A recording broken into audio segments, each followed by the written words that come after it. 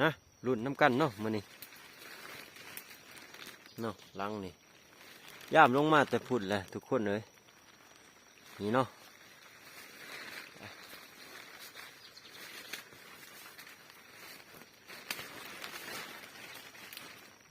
เม็ดซีรีทุกคนเลยนี่เนาะโอ้ลังตัวนี้หาเสียดใหม่เนาะบ่ทันได้เฮ็ดรุ่นน้ำกัน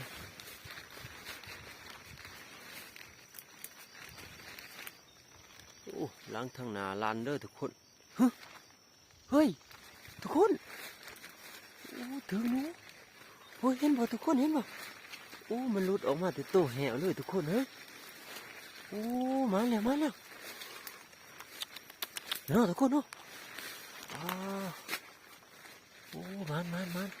โอ้หนูยังนี่โอ้นี่เนาะทุกคนเนาะโอ้หนูพลาดทุกคนเอ้ยนี่เนาะโอ้มันแล้วทุกคนเอ้ยมื้อนี้โอ้ถือหัวพอดีเลย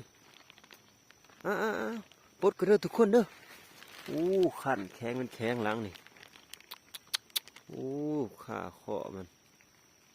นี่เนาะทุกคนเนาะโอ้มันเลยโอ้คัก